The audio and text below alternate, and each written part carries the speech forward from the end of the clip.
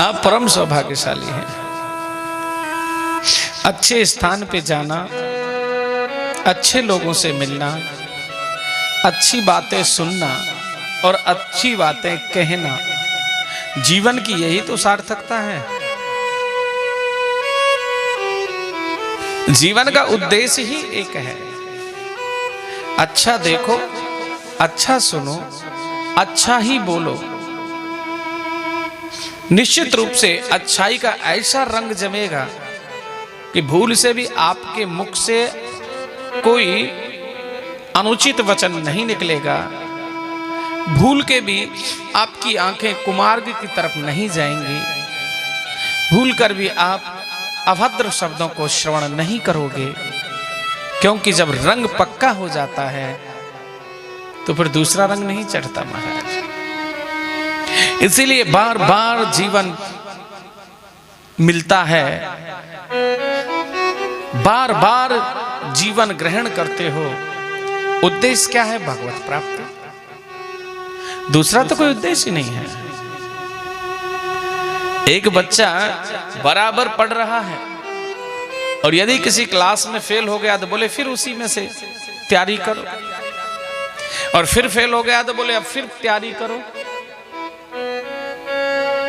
ये जिंदगी भी तो ऐसी ही है, इसका भी तो इम्तिहान होता है मेरे भाई। यदि इम्तिहान में, यदि एग्जाम में फेल हो गए, और वो एग्जामिनर कौन है? वो मेरा प्रभु है, वो मेरा ठाकुर है। अगर हम उसके यहां दिए हुए एग्जाम में पास हो गए तो हमें रोकने वाला कौन है? जिंदगी में क्या सीखा है, शुभ या अशुभ, बुक में तुमने क्या पढ़ा है, बस वही तुमसे परीक्षा ली जाएगी। तो इसी प्रकार से जिंदगी में तुमने अच्छाई ज्यादा की है या बुराई के सानिध्य में रहे हो, कर्म अच्छा ज्यादा किया है या बुरा ज्यादा किया है, बस उसको तोलना है, और जिसका पलड़ा भारी है उसी में तुझे जाना है। अच्छा, आप जानते हैं, कभी आपने ये जाना है जीव का मोक्ष कब होता है? जीव आवागमन से कब छूटता है? आप ये मान लेना, अगर तुमने पुण्य ज्यादा किया है तो भी तुम्हें आना पड़ेगा पुण्य का सुख भोगने के लिए। अच्छा, तुमसे पाप बना है तो भी तुम्हें आना पड़ेगा पाप का दुख भोगने के लिए। तो फिर मोक्ष कैसे होगा? ना पुण्य से मोक्ष हो रहा है, ना पाप से मोक्ष हो रहा है, बोले मोक्ष कैसे होगा? महापुरुष कहते हैं कि जब पाप और पुण्य दोनों, या तो दोनों समान हो जाएं या दोनों का हिसाब किताब बराबर हो जाए, तो समझ लेना अब आपका मोक्ष हो गया। इस संसार में फिर तुम्हें आने की जाने की जरूरत नहीं पड़ेगी। पुनरपि जननम पुनरपि मरणम पुनरपि जननी जठरे शयनम, बार बार मरना, बार बार जन्म लेना, बार बार जननी के गर्भ में आना, और बार बार गर्भ के कष्ट को सहन करने की फिर आवश्यकता नहीं पड़ेगी। मेरे ठाकुर की उस बगिया के उस गुलदस्ते में एक ऐसे सुंदर फूल की तरह खिलोगे जो जिंदगी में कभी मुरझाएगा ही नहीं, जो सदाबहार होगा, जिसमें से हर समय खुशबू होगी। ये संसार की बगिया नहीं जिसमें थोड़ा मुरझाया और धूप ताप, विषय वासना, काम क्रोध की गरम गरम लू लगने के बाद ही मुरझा जाता है। अरे भगवान की तो इतनी सुंदर बगिया है, वहां जैसा वातावरण चाहिए इस पुष्प को वही मिलता है, तो खिलता ही खिलता है, मुरझाने का काम नहीं प्यारे। सुखदेव स्वामी कहते हैं कि हे राजन, कल की कथा में आपने गिरिराज पूजन का प्रसंग श्रवण किया, और विद्वान कहते हैं कि जब गिरिराज को धारण किया तो ब्रजवासियों को मोह हो गया। ये जीव बहुत जल्दी शंका में पड़ जाता है, भ्रम में बहुत ज्यादा पड़ता है। ब्रजवासियों ने जब छड़ी लगाई तो उन्होंने समझा कि ये समस्त जो गिरिराज है ये हमारी छड़ियों से रुका हुआ है, ये कन्हैया के उंगली से कैसे रुकेगा। और उंगली भी देखो कितनी नाजुक है, कितनी छोटी, सबसे निर्बल उंगली। अरे गिरिराज को उठाने की अगर आवश्यकता थी तो सबसे ताकतवर की सहायता लेनी थी, तो पांचों उंगलियों में सबसे ताकतवर कौन है? राधे राधे। जिसे दिखाने से जीव के अंदर खुशी भी होती है और जिसे दिखाने से एड़ी से लेकर के चोटी तक करंट भी लग जाता है। और लड़ाई को करने वाली कौन सी उंगली होती है? तर्जनी। और लड़ाई को बढ़ाने वाला कौन सी उंगली होती है? अंगूठा। बोलने की जरूरत नहीं है, आग में घी का काम करेगा। बोले बस दो शब्द बोलने के बाद और सामने वाला बोल रहा है बस राधे राधे, हो गया काम। कितना भी लड़ाई को बढ़ा लेना। बोले अंगूठा दिखावे मोह, बोले मुझे उंगली दिखा करके बात करता है, मुझे अंगूठा दिखा रहा है। बोले ताकतवर की आवश्यकता थी तो सबसे ताकतवर तो अंगुष्ठ है, तो अंगुष्ठ पे क्यों नहीं उठाया? बोले भगवान को जरूरत ही नहीं है। अरे ताकतवर तो अपने आप में वो एक अहंकार लेकर के बैठता है, मैं तो बलवान हूं, मैं तो ताकतवर हूं। तो ताकत के मद में वो गोविंद को याद नहीं करता, पैसे वाला पैसे के मद में भगवान को याद नहीं करता, रूपवान रूप के मद में मेरे ठाकुर जी को याद नहीं करता। 6 प्रकार के अंधे होते हैं भैया, एक बल का अंधा, एक रूप का अंधा, एक धन का अंधा, एक जन्म का अंधा, एक काम का अंधा। फिर कहने लगे कि महाराज इसी प्रकार से ये 6 अंधों में सबसे जो भयानक अंधा है वो कामांध होता है। तो इन अंधों के सामने नहीं आना चाहिए जो 6 प्रकार के अंधे होते हैं। विद्वान कहते हैं कि मेरे ठाकुर जी को इन अंधों के सामने आने की आवश्यकता ही नहीं है, वो तो पकड़ते ही उसको हैं जो तुनके से भी निर्बल अपने आप को मानता है। सुनेरी मैंने निर्बल के बलराम। तो बलराम किसके बल हैं? राम निर्बल के। कहीं भी आपको नहीं मिलेगा कि भगवान बलवान के सहारे बने। किसके बल हैं? निर्बल के बलराम, निर्बल के बल हैं। बलवान को तो जरूरत ही नहीं है, वो अहंकार ही इतना होता है, अहम अभिमान। तो इसलिए सबसे जो निर्बल है, अच्छा ये भी याद रहे, जिसको भगवान ने सपोर्ट कर दिया वो निर्बल भी बलवान हो जाता है। जिसके साथ ठाकुर जी ने थोड़ा सा सपोर्ट किया, जिसको थोड़ा सा दृष्टि डाली, उसका जीवन बदल जाता है और दुनिया के बड़े से बड़े बलवान महाराज उसके सामने नतमस्तक हो जाते हैं। ये मेरे ठाकुर जी की विशेषता है प्यारे। चाहे किसी ने एक अक्षर ना पढ़ा हो, आप प्रैक्टिकल में भी देख लेना, और वो भगवान का भजन कर ले मन लगा करके, तुम जिंदगी भर पढ़ना, तुम वो चीज नहीं जान पाओगे जो वो तुम्हें बैठे बैठे बताएगा। और तुमको पता है कि ये अनपढ़ है, इसे अक्षर का एक शब्द का बोध नहीं है, लेकिन याद रखना तुम पढ़े लिखे होकर के सारा सुख तुम्हारे पास होकर भी तुमको शांति उस भगवत भक्त के पास ही मिलती है जो अनपढ़ है, लेकिन भगवान की असीम कृपा है इसलिए उसके पास शांति का भंडार है। भंडार, वहां जाकर के सुकून मिलता है, क्योंकि भगवान के सामने न कोई विद्वता महत्व रखती है, न मूर्खता महत्व रखती है। जब भगवान दृष्टि डालते हैं तो मूर्ख को विद्वान बना देते हैं, और जब भगवान की दृष्टि घूमती है तो विद्वान को मूर्ख बना देते हैं। नारद जी जैसा विद्वान कौन होगा महाराज संसार के अंदर? नारद जी जैसा। और जब भगवान की थोड़ी सी दृष्टि घूमी तो नारद जी को बंदर को मुंह बन गए। और कालिदास जैसा संसार में मूर्ख कौन होगा जो जिस डाल पर बैठा है उसी को, उससे बड़ा मूर्ख कौन होगा? लेकिन जब भगवत कृपा हो गई तो आज पीएचडी में भी कालिदास जी के महाराज पद गाए जाते हैं। उस अनपढ़ के उससे बड़ा मूर्ख कौन होगा जो जिस डाली पे बैठा है उसी को काट रहा है। तो वहां भी मीरा और कालिदास के महाराज पद गाए जाते हैं। वो इतना विद्वान हो गया। तो याद रहे, ठाकुर जी की दृष्टि पड़ने पे असंभव से संभव काम भी संभव हो जाता है। जो असंभव है वो भी संभव हो जाता है, इसमें कोई संशय नहीं। यहां ब्रजवासियों को मोह हो गया, भ्रम हो गया कि कन्हैया ने नहीं। तो बोले अरे लाला तुम एक काम करो भैया, तुम थोड़ा सा बैठ जाओ, तुम थक गए होंगे, थोड़ा सा आराम कर लो, हम तब तक गिरिराज जी को साध लेंगे।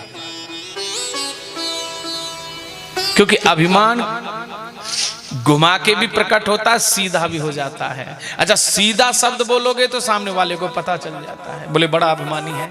और थोड़ा सा जो अभिमानी होते हैं, जो थोड़ा सा बुद्धि का इस्तेमाल करते हैं, अभिमान तो सर चढ़ के बोल ही रहा है लेकिन थोड़ा सा घुमा करके कह देते हैं बात को।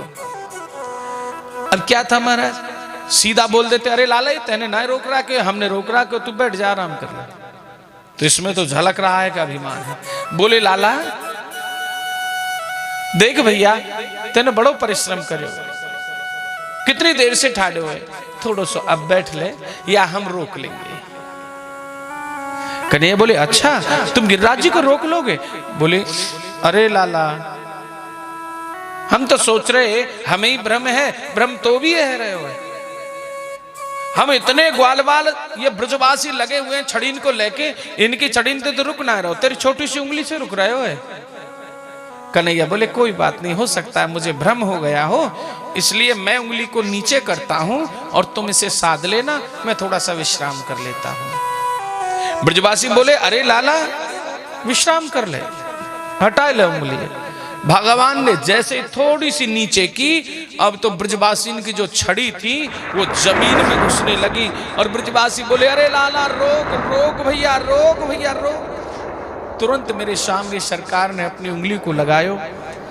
आज ब्रजवासी को जो मोह हो वो टूट गयो, जो भ्रम पैदा भयो वो टूट गयो कि इतने लोग हम छड़ियों से लगे हुए हैं, अरे एक पल नहीं रोक पाए।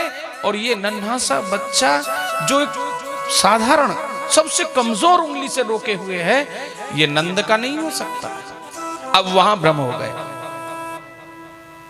अब तक भ्रम था कि इसने नहीं साध रखा, और जब ये क्लियर हो गया कि इसने साध लिया है तो अब भ्रम हो गया ये नंद को छोड़ा ना, ये तो कोई देवता है, कोई ना कोई महापुरुष है। नदरानी मैया से बोले अरे मैया सांच सांच बताए दे, ये तेरो लाला है क्या कहीं ते लाई? मैया बोली कि ऐसे मत कहो, मेरो लाला है, मेरो कन्हैया है। बार बार जब ब्रजवासी कहने लगे तो ब्रजवासी ने महाराज मैया ने बता दियो कि मेरो लाला है। तो ब्रजवासी बोले अब या तो ये भी पूछ ले कि या मैं इतनो बल कहां से आए गए। तो कन्हैया बोले कि जानना चाहते हो भैया तो जानो, अरे सीधा बोल दो ना कि तेरे अंदर इतनी ताकत कहां से आ गई, इतना पराक्रम कहां से आया, मेरी मैया को क्यों दुखी करते हो? बोले हाँ तो भैया बताए दो। कहने लगे कि सुनो, कछ माखन को बल बढ़ो और कछ गोपन करी सहाय,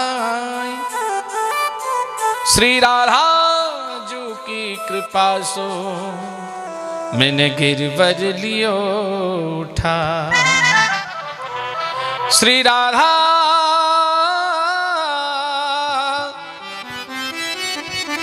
श्री राधा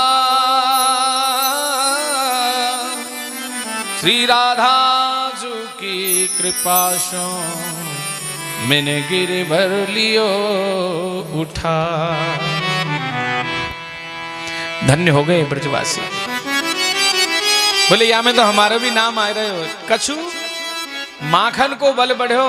बोले माखन में ब्रजवासी को भी नाम आ गए, वो तो हर्षित है गए। बोले क्यों नहीं, हम ताजा माखन निकालते थे क्योंकि भगवान घर घर माखन खावे। बोले अरे हमारी गोपी ने बड़ो बड़ो माखन खवायो है। बोले मैया कही कि अरे लाला तू घर घर माखन मत खायो कर, अरे लाला या में मेरी तौहीन होए, क्योंकि मेरे 9 लाख गौए हैं, जितनो तो कु चाहिए उतनो खा ले। लेकिन कन्हैया कहते हैं देख मैया मोकू जो चोरी करके आनंद आवे वो ऐसे पाने में आनंद नहीं आवे। इसलिए भगवान को कहा है माखन चोर, चित्त चोर, चीर चोर, चोर नाम मेरो धर्यो और होन न दिंगी ब्याह। कन्हैया कहते हैं अपनी मैया से कि मैया ये रोज उलानो देने के आमे बड़ा आनंद है महाराज। आज समस्त ब्रजवासियों को भ्रम टूट गए, भगवान ने गिरिराज उठायो तो सबको पता चला कि ये पूर्ण ब्रह्म है। इंद्र ने कोप किया, भगवान ने इंद्र को परास्त किया। इंद्र ने सुरभि नाम की गौ से भगवान का अभिषेक किया, जो दूध है सुरभि गौ का, मानसी गंगा को उत्पन्न किया और भगवान को नाम क्या दिया? गोविंद। बोलिए गोविंद भगवान की जय। और देवराज इंद्र आज परास्त होकर के चला जाता है अमरावती में,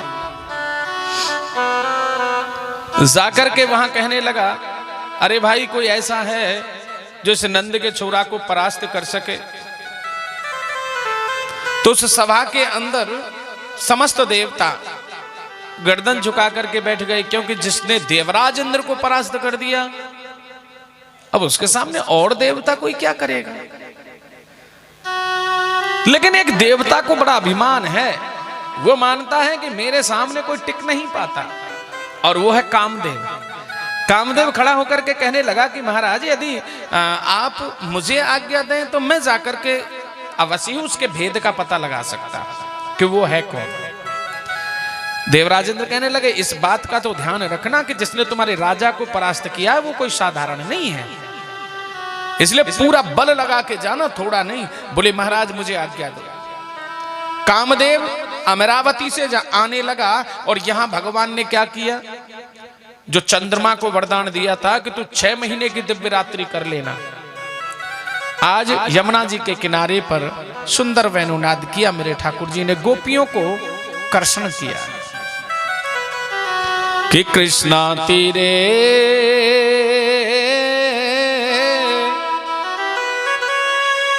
ऐसा वेणुनाद, ऐसी मधुर बंसी जिसे सुनकर के गोपियों के कानों में रस घुलने लगा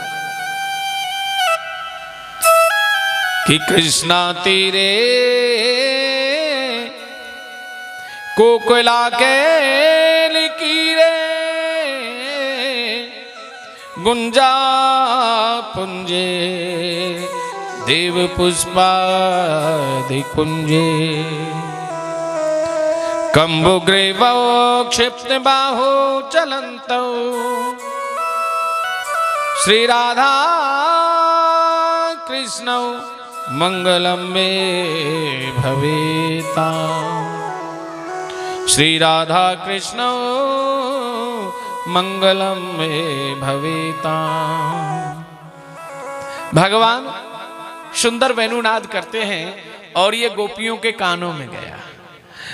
एक चीज बड़ा विशेष महत्व रखती है, एक शब्द बड़ा महत्व रखता है, और वो शब्द कौन सा है कि विद्वानों ने कहा एक बात बताइए कि वेणु बजी और वो तीनों लोगों को मोहने वाली थी। बंसी बट बंसी बजी मोहे तीनों लोक, अरे वो तीनों मोहे नहीं रहे कौन से वो। तो कहने लगे कि सुरे गऊ और शेष जी और कच्छप की पीठ, ये तीनों यदि मोहते तो प्रलय होती थी। ठीक, ये तीन नहीं मोहे। तो यहां विद्वानों ने अपनी शंका समाधान की कि महाराज जब बंसी ने सबको मोह लिया तो गोपी ही भगवान की तरफ क्यों आई, ये गोप क्यों नहीं आए? बंसी तो सभी के कानों में पड़ी होगी। बोले कि सुनो, गांव में शहर में और तो और महाराज क्या बताएं आपको, यहीं पे ले लीजिए उदाहरण के तौर पे, कि जो लंगर के प्रेमी होते हैं ना, वो किस टाइम पे आते हैं? राधे राधे बोलना पड़ेगा। जो लंगर के प्रेमी होते हैं वो 15-20 मिनट पहले आते हैं, और ज्यादा से ज्यादा जब खूब करेंगे तो आधा घंटा पहले, उससे पहले नहीं आने वाले। अच्छा, उनका प्रेम किससे है? लंगर से। प्रेम किससे? बोले भोजन से। भाई यदि कोई भोजन का समय हुआ और लंगर वालों के कान खड़े हो जाते, बोले चलो वहां लंगर पाना है, क्योंकि वो उसके प्रेमी हैं। तो याद रखना, जो भूख से तड़प रहा है और कोई गली मोहल्ले में जाकर के आवाज लगाए, अरे भाई आज अमुक स्थान पर भोजन की व्यवस्था है, तो सबसे पहले किसको सुनेगा? सबसे पहले उसे सुनेगा जो भूख से तड़प रहा है, सबसे पहले।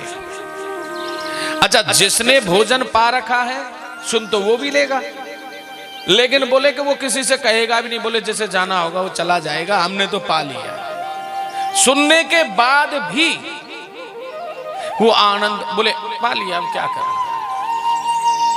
लेकिन जो भूख से तड़प रहा है उसके कान भोजन का शब्द सुनते ही खड़े हो जाएंगे और वो द्वार पे दौड़ करके आएगा, बोले अरे भाई, अरे कहां है? बोले अमुक स्थान पे भोजन की व्यवस्था है, कोई जाओ कोई पाओ। तो सबसे पहले कौन आएगा दौड़ करके? भाई सीधा सा है, जिसे भूख लग रही है, जो भूख से तड़प रहा है, जिसे 2 दिन 4 दिन 10 दिन से भोजन ना मिला हो।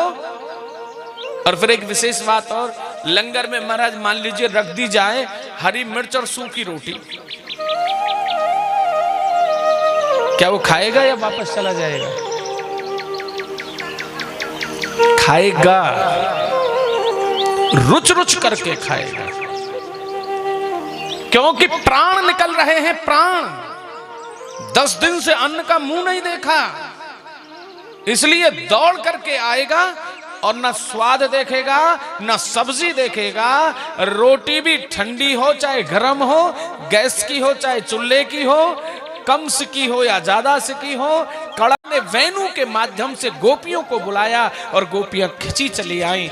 अब जो भगवान के पास रहकर भी मस्त हैं, भगवान के पास तो पांडव भी थे और भगवान के पास कौरव भी थे, तो भगवान दुर्योधन ने कितनी बार देखे द्वारिकाधीश, लेकिन कभी नहीं समझ पाया दुर्योधन। जब सामने देखा द्वारकाधीश को, तभी संदेह की दृष्टि से देखता था, ये तो पांडवों का है, छलिया है, माखन चोर है, चीड़ चोर है, ये है क्या? हीन भाव। भगवान दुर्योधन के भी सामने आए, लेकिन दुर्योधन कुछ नहीं समझ पाया। और भगवान पांडवों के साथ भी थे, जो हर घड़ी हर क्षण हर पल पांडव भगवान के बगैर जीते नहीं थे। और यहां तक कि जब सोते थे तो भी जय श्री कृष्ण, जय श्री कृष्ण, जय श्री कृष्ण, जय श्री कृष्ण की ध्वनि चलती रहती थी। एक बार भवनों में जब द्वारिका अर्जुन भगवान को छोड़ने के लिए गए,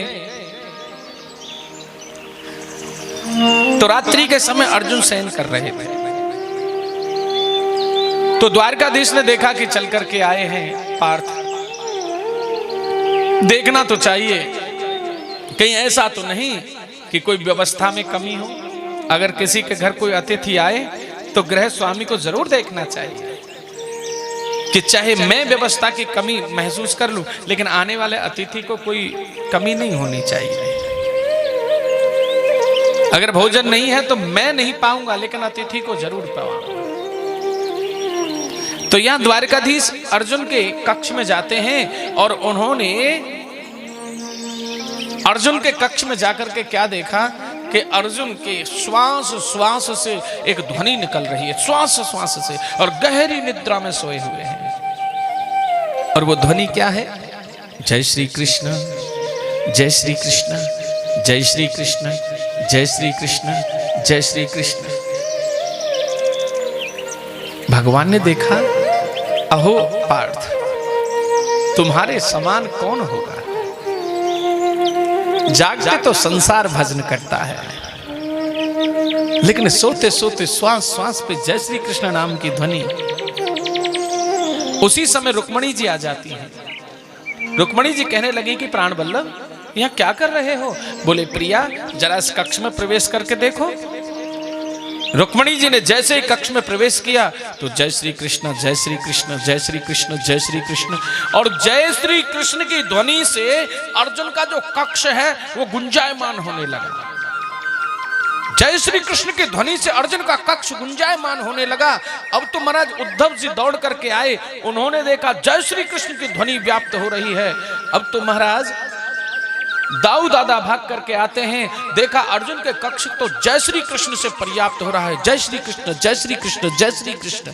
सभी आकर के अर्जुन के कक्ष में नतमस्तक हो गए। हम तो समझते थे कि द्वारकाधीश के हम ही भक्त हैं, लेकिन हम तो कुछ नहीं, जिसके श्वास श्वास में जय श्री कृष्ण, अरे जो सोते सोते जय श्री कृष्ण भज रहा है, वो जगने के बाद कितना भजन करता होगा। सभी हाथ जोड़ करके अर्जुन के कक्ष में अर्जुन के समक्ष खड़े हैं। द्वारकाधीश ने जाकर के अर्जुन के ऐसे सर पे हाथ घुमाया, बोले पार्थ पार्थ सखा। अर्जुन की आंखें खुली, जय श्री कृष्ण जय श्री कृष्ण। बोले क्या है।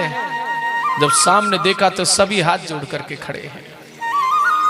रुक्मणी जी भगवान की पटरानियां हाथ जोड़ करके भगवान के सामने, आज अर्जुन के सामने खड़ी हैं। अर्जुन ने जब वो दृश्य देखा तो अर्जुन कहने लगे ये क्या है दादा, तुम हाथ जोड़ करके खड़े हो। बोले हे पार्थ, हम तेरी भक्ति के सामने बौने पड़ गए। आयु में हम तुमसे बड़े हैं, लेकिन भक्ति में तो पार्थ तुम हमसे महान हो। इसीलिए जब भगवान ने नर और नारायण का रूप धारण किया तो नर और नारायण कौन थे। अर्जुन और श्री कृष्ण ही तो नर और नारायण थे। नर स्वरूप में अर्जुन है तो नारायण स्वरूप में भगवान श्री कृष्ण हैं, तो ऐसी संसार में जोड़ी और कौन होगी। बोली वृंदावन बिहारी लाल की जय। लेकिन ये सब प्रसाद आपने कभी जाना, ऐसे ही प्राप्त थोड़े होता है। कभी आपने इस प्रसाद को ग्रहण करने का मन बनाया भी हो तो आप सच मानिए, जब तक गुरु कृपा नहीं होती तब तक ऐसा प्रसाद प्राप्त नहीं होता। अरे भगवान के सानिध्य में आने के बाद भी ये जीव भटक जाता है। विद्वज्जन कहते हैं महाराज कि मेरे ठाकुर जी की पहचान कराने वाले भी गुरु ही तो होते हैं। भगवान की छटा को समझाने वाले गुरु ही तो होते हैं। भगवान की कृपा को प्राप्त कराने वाले गुरु होते हैं। यहां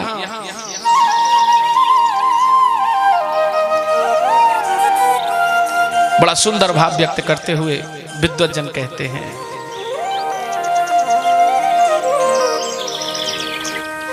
कि भक्त कहता है कि हे श्याम सुंदर, मैं तो तेरी गलियों में पड़ा रहूं।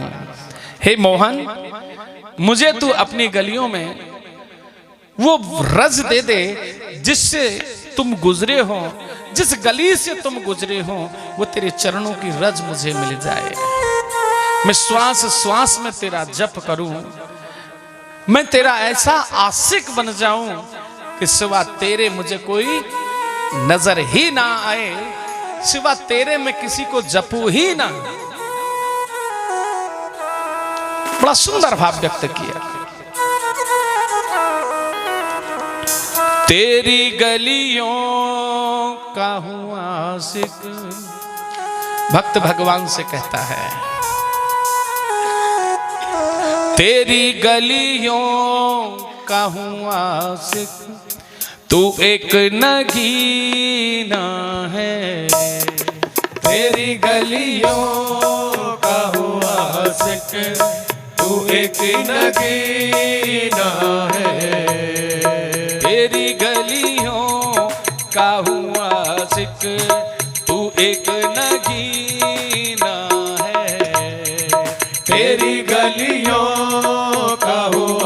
आशिक तू एक नगीना है। अच्छा, कौन कौन इस भजन को सुनना चाहते हैं? चाह है इतना सुंदर भजन सुनने की, लेकिन उसका साथ आप दे रहे हो? क्या आप जानते हो आप उस भजन का साथ दे रहे हैं? नहीं दे रहे हैं। पत्थर की मूरत जब इंसान बन के बैठता है ना, तो गाने वाले का भी आनंद शून्य हो जाता है। पत्थर की मूरत नहीं है हम लोग। जब भगवान का नाम आता है ना, तो हृदय पसीजने लगता है। वही तो भक्ति है। जब भगवान का नाम आता है ना, तो बह जाता है भक्त। तेरी गलियों का हूँ आशिक, तू एक नगीना है। तेरी गलियों का हूँ आशिक, तू एक नगीना है। तेरी गलियों का हूँ आशिक, तू एक नगीना है। तेरी गलियों का हूँ आशिक, तू एक नगीना है। ओ तेरी गलियों का हूँ आशिक, तू एक नगीना है। तेरी गलियों का हूँ आशिक, तू एक नगीना है। तेरी नजरों से मुझे ये जाम पीना है। तेरी नजरों से ये मुझे जाम पीना है।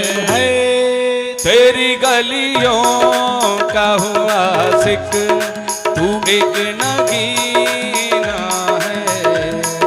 तेरी गलियों का हूँ आशिक, तू एक नगीना है।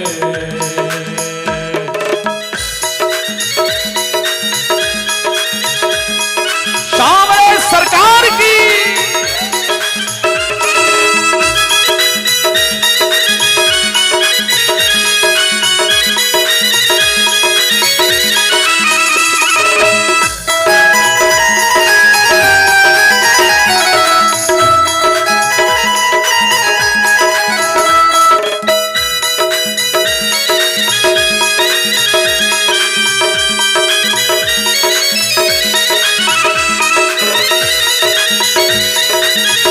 हे गोपाल,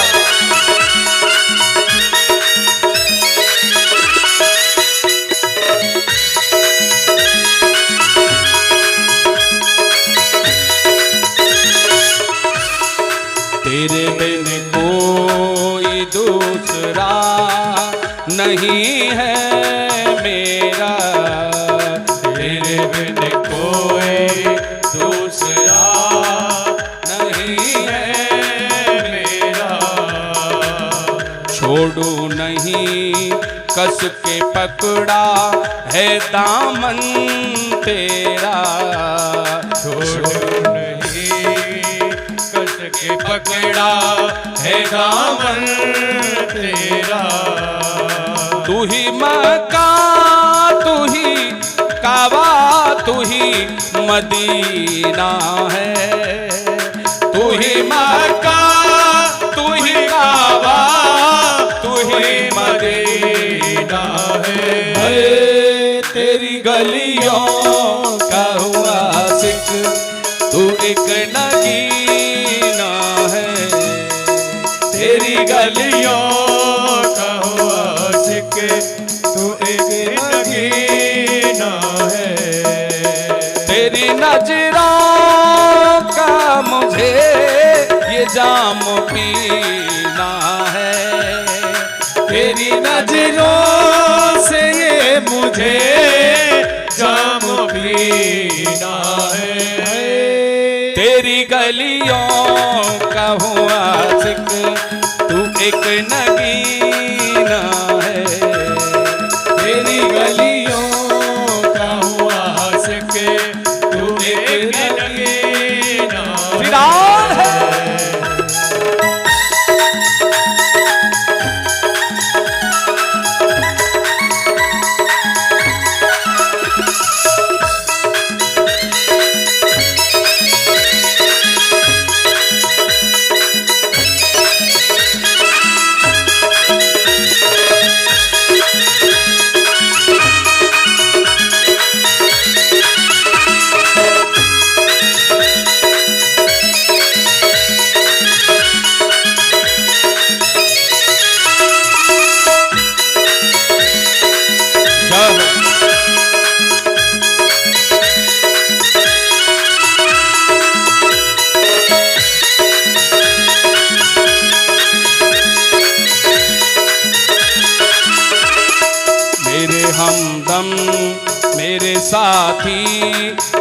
साथी हमदम, मेरे हमदम,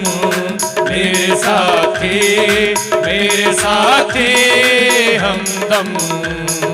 तेरी खुशी मेरी खुशी, तेरा गम मेरा गम। तेरी खुशी मेरी खुशी, तेरा गम मेरा गम। दुल्हो है तू ही, दुल्हो है तू, जान है तू ही पसीना है। दुल्हो है तू, जान है तू ही पसीना है। तेरी गलियों का हुआ आशिक, तू एक नगीना है। तेरी गलियों का हुआ आशिक, तू एक नगीना है। ओ तेरी गलियों का हुआ आशिक, तू एक नगीना है। तेरी गलियों का हुआ आशिक, तू एक नगीना है।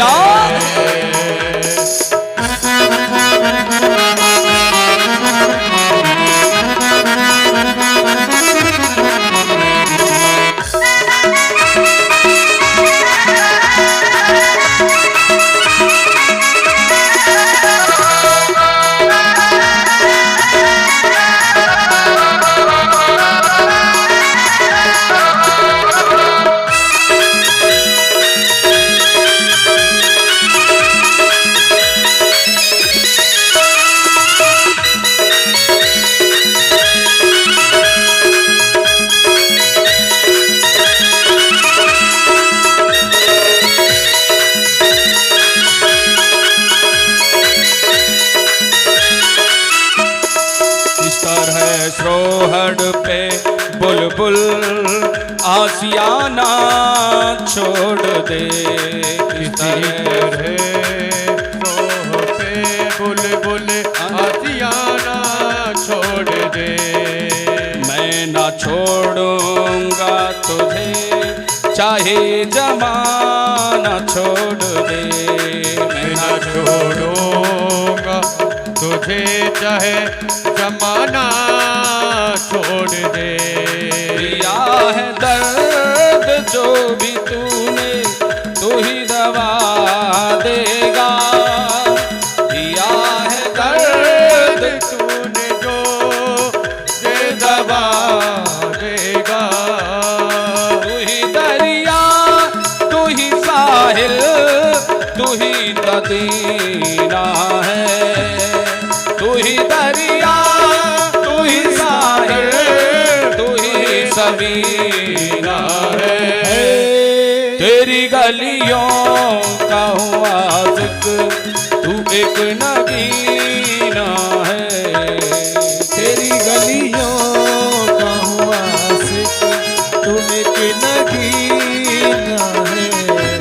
ओ तेरी गलियों का हुआ आशिक, तू एक नगीना है। तेरी गलियों का हुआ आशिक, तू एक नगीना है। तेरी नजरों का मुझे ये जाम पीना है। तेरी नजरों का मुझे ये जाम पीना है। तेरी गलियों का हुआ आशिक, तू एक नगीना है।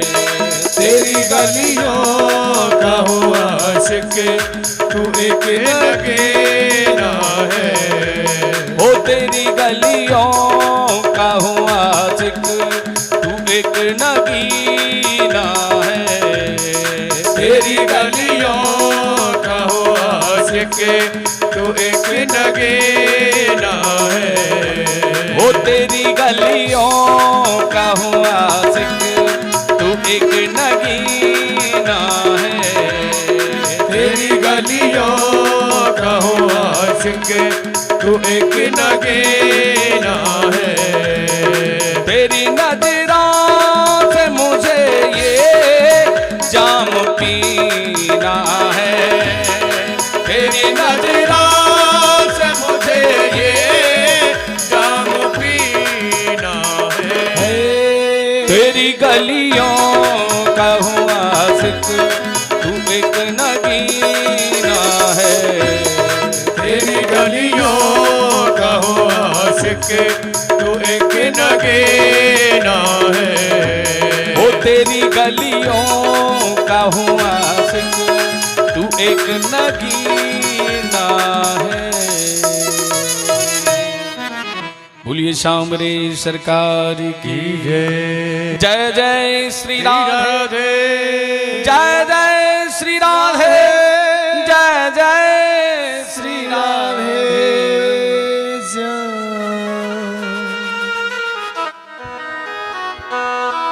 तेरी गलियों, एक एक शब्द बड़ा महत्वपूर्ण है। हम नृत्य के साथ साथ भाव को भी समझें, और जब हमारा भाव उत्तम होता है ना, तो हमारा नृत्य भी सफल, हमारे दर्शन भी सफल, हमारी सोच भी सफल, और हमारा जीवन सफल प्यारे। क्योंकि हमारा भाव, एक एक शब्द जो निकल रहा है, हमारा भाव हरि से जुड़ना चाहिए। कि तेरी गलियों का हूं आशिक। हम क्यों जाते हैं ब्रज में? हम क्यों ब्रज की रेणु को सर पे रखते हैं? क्यों सर पे धारण करते हैं? क्यों रमन रेती में लोटपोट हो जाते हैं? बस एक ही तो भाव है कि हे ब्रह्म, जिस रज में तू घूमा है, जो रज तेरे चरणों का जिस रज ने स्पर्श किया है, वो रज हमारे जीवन का उद्धार करने के लिए काफी है, काफी है उद्धार करने के लिए। जिस गली से तू गुजरा है, वो गली हमें आनंद का अनुभव कराती है। जिस राह से तू निकला है, वो राह हम पलकें बिछा करके उसे निहारते हैं। बड़ा सुंदर भाव व्यक्त करते हुए सुखदेव स्वामी कहते हैं कि हे राजन, आज गोपियों का हृदय मेरे प्रभु ने कर्षण किया। सुंदर वेणुनाद गोपियों के कानों में पड़ता है। गोपियां दौड़ करके भगवान की तरफ खिंची चली आती हैं, लेकिन यहां बड़ा सुंदर भाव व्यक्त करते हुए कहने लगे कि ऐसा चित्त चुराया उस चित्त चोर ने। उनका नाम है मनमोहन। ऐसे मन को मोह लिया गोपियों के मन को कि गोपियों को और कुछ नहीं सूझता प्यारे। विद्वान कहते हैं महारास में प्रवेश करने से पहले हे भागवत प्रेमियों, हे भागवत रस को अपने मन को शुद्ध कर लेना, क्योंकि महारास संसारियों का विषय नहीं है। रास किसे कहते हैं सबसे पहले ये जानिएगा, क्योंकि आज की जो कथा का प्रारंभ है वो महारास से प्रारंभ होता है। और आज की जो कथा है उत्तम, अति उत्तम, सर्वोत्तम कथा है। 5 दिन की उत्तम कथाएं हैं, लेकिन आज की सर्वोत्तम कथा है। 5 दिन आपने जो सुना, समझिएगा कि श्रीमद् भागवत जी जो है वो भगवान का वानमय स्वरूप है, और 10वें स्कंद भगवान का हृदय है। और इस 10वें स्कंद में जो रास पंचाध्यायी है वो भगवान का प्राण है, प्राण। आज आप भगवान के प्राणों की कथा सुन रहे हैं। समझ लेना कि रूप को समझना आसान है, उससे कठिन है उसके हृदय के भावों को समझना, और उससे भी ज्यादा कठिन है उसके प्राणों की भाषा को समझना। इसलिए सुखदेव स्वामी कहते हैं कि हे राजन, अपने हृदय को विकारों से पवित्र करिए, तब रास में प्रवेश करिए। पहले आप रास बन जाइए। और रास किसे कहते हैं? शुद्धता को। रास किसे कहते हैं? पवित्रता को। रास कहते हैं निर्मलता को। जब तक आप रास नहीं बनोगे तब तक रास में प्रवेश करने का अधिकारी नहीं है। रास बनना पड़ेगा। अच्छा, आपको बताए देते हैं कि रास किसे कहते हैं। आप लोग गांव से कितने लोग बिलोंग करते हैं? गांव से अच्छा, जो जिनको करीब 30 से 40 साल हो गया यहाँ आए, वो भी हाथ खड़ा कर देंगे। जिनको 40 साल हुआ है और उम्र 70 साल की है, तो गांव तो उन्होंने भी देखा है। तो आप समझ लीजिएगा कि जिस समय बैसाख का महीना आता था, तो उस समय अनाज की कटाई होती थी। एक समय था कि जब साधन कम थे, बल बहुत था, ताकत बहुत थी। और आज का समय है साधन ज्यादा है, बल कम है, बुद्धि ज्यादा है, विवेक तीव्र है, प्रखर है, लेकिन ताकत राधे राधे। और आने वाली पीढ़ी को आप देखना, मात्र 30 साल के बाद आने वाली जनरेशन जो होगी, जो श्रीमद् भागवत जी गाती हैं, महाराज क्या कहें आपसे, बल तो नाम को रहेगा, बस शरीर चलेगा, इतनी ताकत रहेगी। शारीरिक विकास नहीं होगा, बुद्धि का विकास ज्यादा होगा, यंत्रों का विकास होगा। एक नन्हा सा, एक छोटा सा व्यक्ति पूरी दुनिया को हिलाने के लिए काफी होगा, इतना दिमाग होगा। अच्छा याद रहे, जो जितना विकास करता है वो उतना ही गर्त की तरफ भी जाता है। आप समझ लेना कि जो औषधि आपको ठीक करती है, वही औषधि कई बार आपके लिए राधे राधे, जिसका जितना फायदा है, अगर उसको विपरीत तरीके से लिया जाए तो उसका उतना ही नुकसान है। जैसे कि जो लोग विश्राम करते हैं, जिनको नींद नहीं आती, वो नींद की गोली लेकर के सोते हैं। अगर उन्हीं गोलियों को ज्यादा दे दिया जाए उसे, तो फिर ऐसा सोएगा, उसका जगने का काम ही नहीं है। बोले जागने का काम ही नहीं है, परमानेंट। तो भाई जो चीज तुम्हारे लिए फायदेमंद है, वो उतनी ही नुकसानदायक है। अच्छा आप लोग मानिएगा कि जो आप जंक फूड, फास्ट फूड खाते हैं, उनमें ऐसी चीज मिलाई जाती है, खाने में बड़े स्वाद लगते हैं, लेकिन उनका परिणाम कितना भयानक होता है। डाइजेशन सिस्टम को डैमेज करने के लिए जंक फूड, फास्ट फूड सबसे बड़ा मीठा पॉइजन है। और आप जानते हैं कि इसका रिजल्ट आपको कब मिलेगा? नई उम्र में नहीं मिलता, थोड़ा 40 साल को क्रॉस करिए और फिर इसका रिजल्ट देखिए। और जो लोग बचपन से खाते हैं, वो 40 साल को भी नहीं देखेंगे। मैंने देखा है ऐसे बच्चों को कि जिनकी उम्र 22 साल की है और डायबिटीज 400, 500, बीपी बढ़ता है, 200 बीपी, 400, 450, 500 डायबिटीज, शुगर।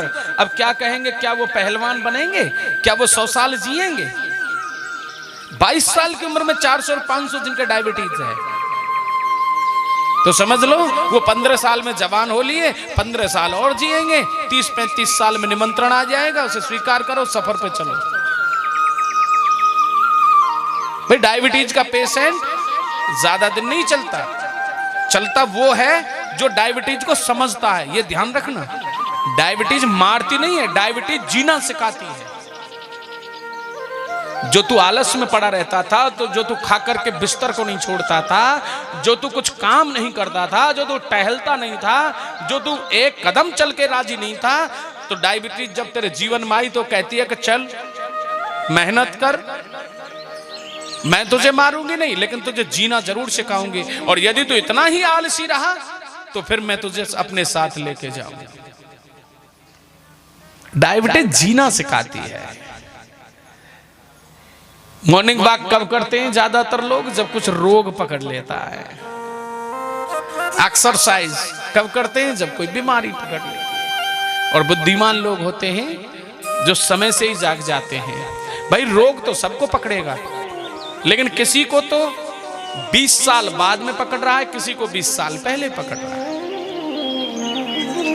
तो जब 20 साल बाद में रोग आए तो वो अच्छा है, 20 साल पहले ही पकड़ ले वो अच्छा है।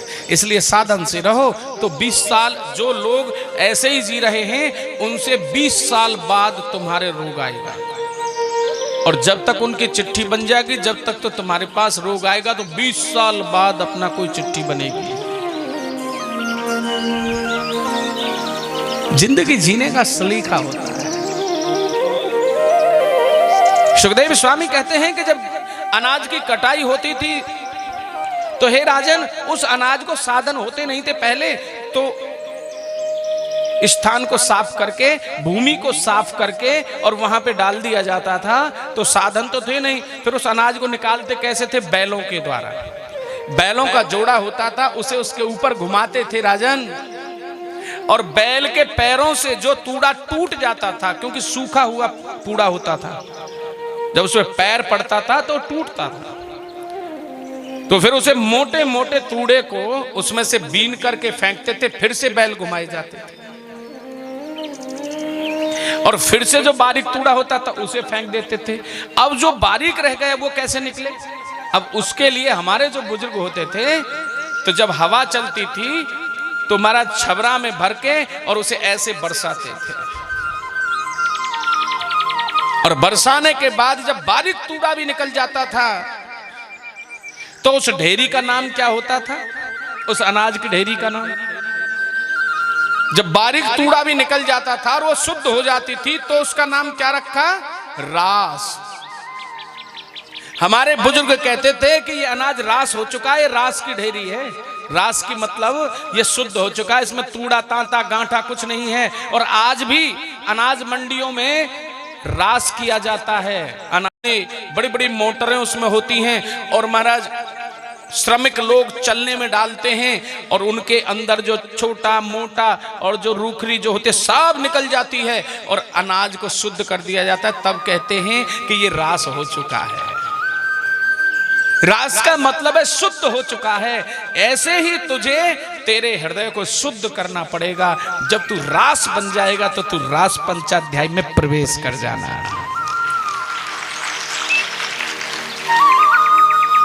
जब तक तू शुद्ध नहीं होगा तो तू मोह को प्राप्त हो जाएगा, और भगवान की कथा में जो भक्त मोह को प्राप्त होता है उसका कल्याण नहीं होता भैया। गोपियां रास बन गई, जिसके मन को हर लिया हो, जिसके चित्त को चुरा लिया हो। और याद रखना, जब तक तन और मन दोनों एक साथ नहीं रहेंगे तब तक सही काम नहीं होगा। मन कहीं और दूसरी जगह है, तन घर में है, तो काम तो करेगा लेकिन वो गलत होगा। इसलिए हम भी महाराज कई बार, अब आपको तो ये संदेश दिया ही है, लेकिन हम अपने ब्राह्मणों को भी संदेश देते हैं कि यदि कोई काम करना है ना तो कान में लीड नहीं होनी चाहिए, कान में ब्लूटूथ नहीं होना चाहिए। अगर कोई काम करना है ना, अगर अच्छे से काम करना है, और ये आप सबके लिए हो सकता है, हम ब्राह्मणों को टारगेट करके आपको बोल रहे हैं, राधे राधे तो बोलना पड़ेगा भाई। लक्ष्य किसी को भी बना करके किसी को भी समझाया जा सकता है, और अपनों को यदि लक्ष्य बना करके समझाया जाए तो फिर औरों को परेशानी नहीं होती। तो मेरा कहने का मतलब है, यदि आपको बहुत अच्छा काम करना है और जल्दी से काम करना है और काम को पूरा करना है तो कानों से लीड निकाल दीजिए, फोन को जरूरत के अनुसार इस्तेमाल कीजिए। और यदि आप हर समय खटपट खटपट खटपट खटपट लगे रहोगे तो जीरो भी जल जाएगा, सब्जी भी लग जाएगी, आटो मड़ेगो ना, घर वाले चिल्लाएंगे, रोटी आई ना, इतनी देर बैठे बैठे है गई, बोले लाई जी, और रसोईया में चली गई, उतने में महाराज मैसेज आ गए, मैसेज खोल के देखो व्हाट्सएप पे, फेसबुक पे, ट्विटर पे, यूट्यूब पे, कहाँ है। और जैसे मैसेज देखो अब तो जवाब पहले दूंगी, रोटी पीछे परोसी जाएगी। तो लाइफ डिस्टर्ब होगी या नहीं होगी? एक दिन देखेगा, 2 दिन देखेगा, 3 दिन देखेगा, चौथे दिन तो बोलेगा ही बोलेगा। मुझे एक बात बता दे कि तेरे जीवन में मोबाइल का ज्यादा महत्व है, मेरा ज्यादा महत्व है? तो तुम्हें एक ना एक दिन निर्णय पे आना पड़ेगा। मेरे भाई, मोबाइल तुम्हारे जीवन में आया कोई बात नहीं, लेकिन कुछ विशेष काम करने के लिए आया है, उस काम को इसके द्वारा करो। याद रखना, आज के युग में समय नष्ट करने का, समय की बर्बादी का सबसे बड़ा यदि कोई साधन है तो वो मोबाइल है। समय की बर्बादी का सबसे बड़ा साधन। मैं कहता हूं यदि तुम पे कोई काम नहीं है तो बस एक काम कर लेना, आप 2 घंटे के लिए, यदि 2 घंटे फ्री हो तो मोबाइल को स्विच ऑफ करके रख देना। वायदा करते हैं कोई ना कोई तुम्हारे दिमाग में काम करने की नई प्लानिंग जरूर आएगी। 100% वादा करते हैं 2 घंटे में कोई ना कोई प्लान जरूर आपके अंदर आएगा। और यदि मोबाइल हाथ में है तो 12 घंटे तक भी कुछ और तो सोचने ही नहीं देगा। पकड़ के बैठ गया, बोले उसी पे लगा रहे, जवाब देता रहे, इधर उधर तुझे जाने ही नहीं देगा। जरूरी काम रह जाएंगे और जब तुझे होश आएगा तो लाल लाल आंखें पति की और चेहरा उदास पुत्र का, और महाराज रिश्तेदार उदास, बोले आए नहीं, बुलाया, बोले लेट हो गए, काम क्या था? बोले जी घर के काम में। घर का काम नहीं, समय को नष्ट तूने किया, समय को बर्बाद तूने किया, तूने समय का महत्व नहीं समझा। और याद रखिए जो समय का मूल्य नहीं समझते वो पछताते हैं। ये कोई नहीं कहता कि आप मोबाइल ना रखे, रखो, कोई दिक्कत नहीं। अच्छा, आपको यदि शांति चाहिए तो आप कितने भी एकांत जंगल में चले जाना, कितनी भी एकांत, और मोबाइल आपके पास हो तो आपको परम शांति का अनुभव होगा, दूर दूर तक भी नहीं। ये शांति को खत्म करने का सबसे सुंदर साधन है। अच्छा, जेब में मोबाइल हो तो कथा में भी बहुत से आगे धर लें, बल्कि ये दिखेगो ना, और वहां में भी चलते रहे हो, इस आनंद के लिए तरस जाओगे, इसको रहने दो। बोले नहीं नहीं नारायण, हमने सुना है कि इसमें बड़ी सुंदर सुंदर कथाएं आती हैं, मैंने कि इसमें दुनिया की कोई ऐसी चीज ही नहीं है जो नहीं आती हो। ये बताओ क्या नहीं आता? अब पता नहीं महाराज, हम कथा करके गए, हमने कहा प्रभु सुनाओ। बोले नारायण, एक भक्त आए थे, आपने तो हमको रास्ता दिखा दिया, लेकिन एक भक्त आए थे, वो हमारे लिए ये फोन लेकर के आए। मैंने कहा अब आप धन्य हो गए, अब आप पे भगवान के खूब कृपा बरसेगी रात और दिन। अब ना आपको किसी से सत्संग करने की फुर्सत मिलेगी। और सत्य कहते हैं महाराज, आज 1.5 साल हो गया, 1.5 साल से हम उनके पास ही नहीं गए, क्योंकि हमने वो चीज देखी है कि वो आश्रम में बैठे बैठे अकेले ही लगे रहे, वो सत्संग क्या करेंगे? उनको बांध दिया, उनके दिमाग को बॉन्ड कर दिया। अब ना किसी से सत्संग करते हैं और ना किसी के पास बैठते हैं, ना किसी की सुनते हैं, ना किसी को सुनाते हैं। अब ऐसे लोगों के पास जाकर के क्या करना है? स्वतंत्र व्यक्ति ही सत्संग करेगा, स्वतंत्र। इसलिए आप लोग इस्तेमाल करिए। मैं पूर्ण विरोध में नहीं हूं, लेकिन बहुत % तक यदि परसेंटेज निकालोगे तो मैं 70% विरोध करता हूं।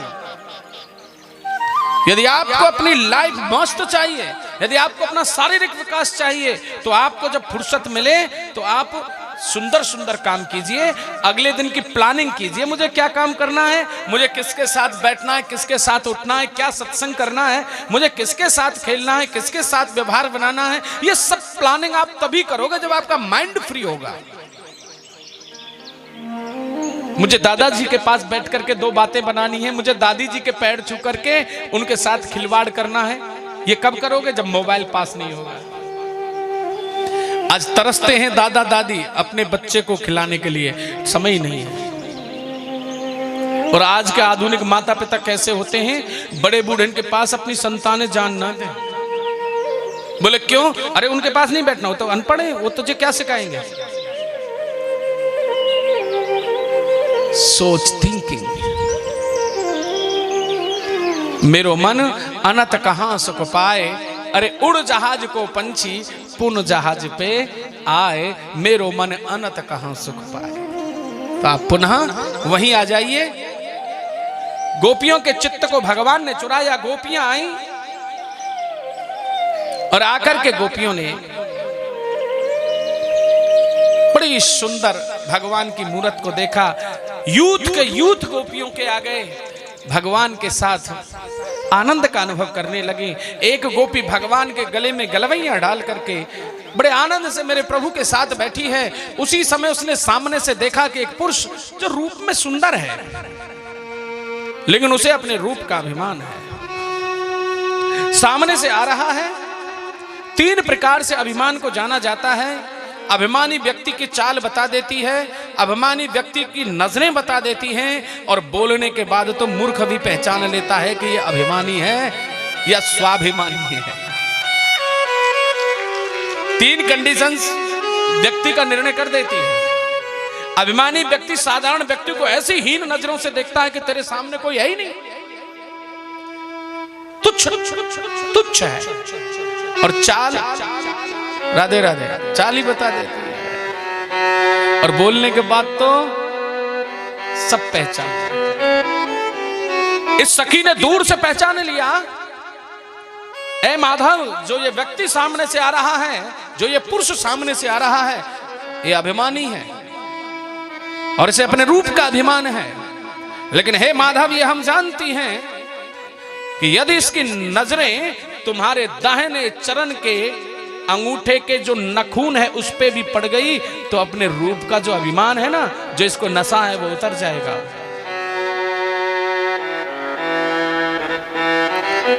अच्छा, एक बात आपसे पूछें, जब आपको अभिमान हो तो कौन सी दवाई लेनी चाहिए?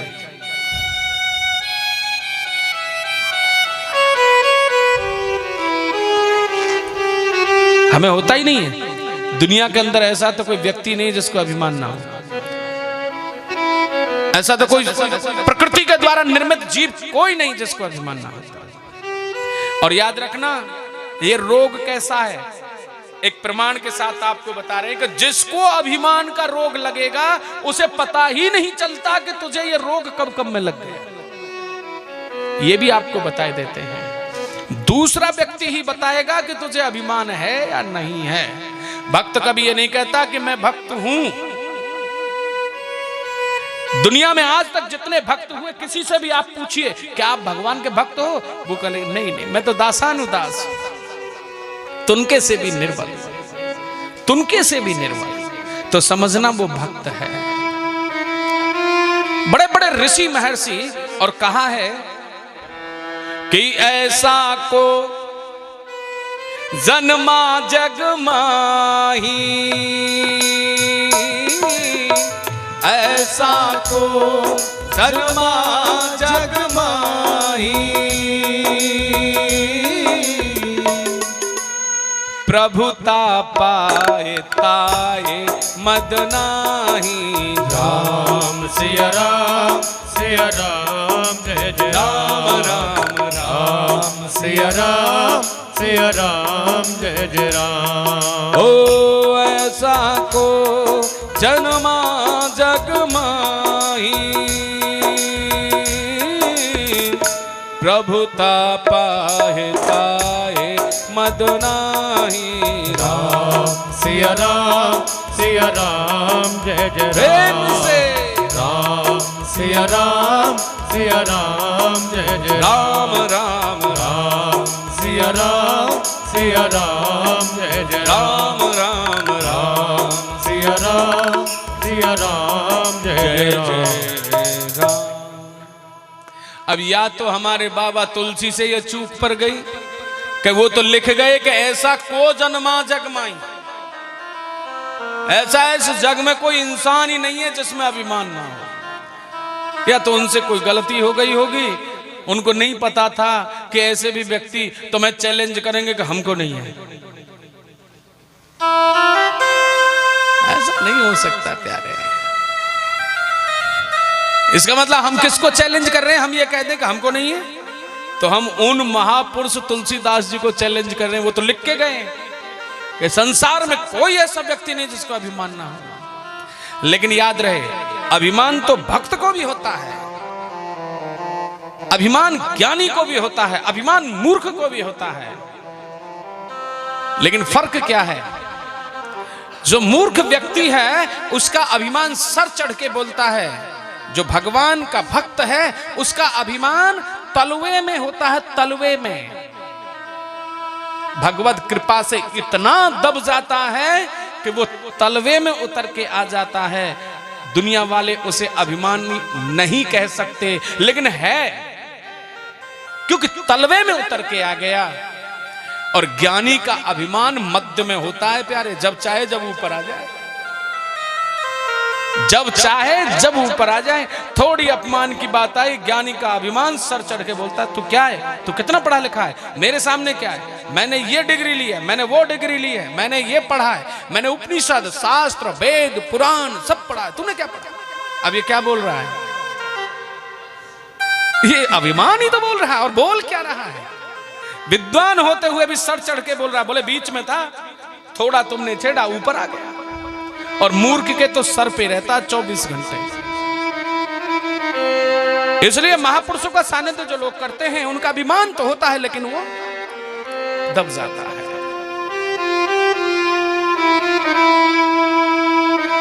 ये सखी कहती है अपने प्राण वल्लभ से कि हे जीवन धन, इसको अभिमान है। अच्छा, मैंने अभी आपसे कहा था ठाकुर जी की प्रेरणा हुई कि अभिमान की दवा क्या है, किसी मेडिकल स्टोर पे मिलेगी? अभिमान की एक ही दवा है, आपको बता देते हैं कि जिस भी चीज का आपको अभिमान हो, पहले तो आपको यह बता देते हैं कि जब अभिमान होगा तो आपको पता नहीं चलेगा, दूसरा व्यक्ति बताएगा कि तुझे अभिमान है। ये ऐसा घुन का कीड़ा है, इसमें लकड़ी ऊपर से सुंदर दिखती है और अंदर से वो कीड़ा खाता चला जाता है, लेकिन जब टूटती है तब पता लगता है कि ये बीमारी क्या थी। अभिमान रूपी वो कीड़ा है जो तुम्हें पता भी नहीं चलता, ऊपर से लकड़ी बड़ी सुंदर दिख रही है और अंदर अंदर खा रहा है। दूसरा जिस दिन तुझे ये आभास करा दे, और आभास कौन कराता है, याद रखना, अभिमान का, बुराई का, भलाई का जो तुम्हारा सच्चा साथी होगा, जो सबसे सच्चा साथी होगा, वो तुम्हें आभास कराएगा। नहीं तो चापलूस और चाटुकार और चमचे कभी इस बात का एहसास नहीं होने देते, क्योंकि उन्हें तो ये चीज चाहिए, वो इस चीज का लाभ उठाते हैं और तुम्हारी अकारण प्रशंसा करते हैं ताकि तुम इस चीज के शिकार बन जाओ और उनकी झोली भरती रहे। भाई तुम्हारी प्रशंसा करेंगे तुम फटाक से, ले भाई कोई बात नहीं 500 का ले जा, बोले साहब जी 100 रुपए का सामान, बोले रख ले 400, बोले साहब जी बड़े दानी हैं, बड़े पैसे वाले हैं हमारे साहब, बड़े दानी हैं, बड़े दिल वाले हैं। कोई बात नहीं है, लेकिन इन बातों को सबसे कहता है उनके सामने। बोले क्यों कहता है, तभी तो निकलेगा, साहब को आसमान में टांग देगा, बोले गिरे तो ऐसा गिरे, बोले जमीन पे तो टिकने ही नहीं देगा। आगे चल के कल की कथा में आएगा,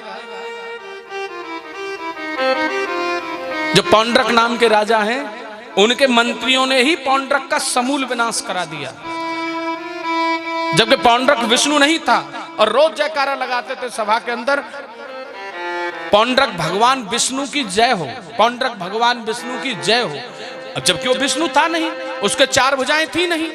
जब रोजाना जयकारा सुनने लगा तो उसने सोचा कुछ तो तेरे अंदर खूबी है, तो उसने 2 लकड़ी की भुजाएं लगा ली, 2 असली हैं। क्योंकि याद रखना, झूठा रोवे सांचा होई और सांचा रोवे बिरला कोई। कई बार हम झूठा आचरण करते हैं तो आचरण करते करते करते करते वही सत्य नजर आने लगता है। झूठा खाते हैं तो झूठ ही सही लगने लगता है और झूठ बोलना ही सही लगता है। और यदि तुम सच्चाई में आओगे तब तुम्हें पता चलेगा कि वो तो झूठ था और झूठ का दोष है। भाई धूप का आनंद जो है छाया देती है और छाया का आनंद धूप देती है।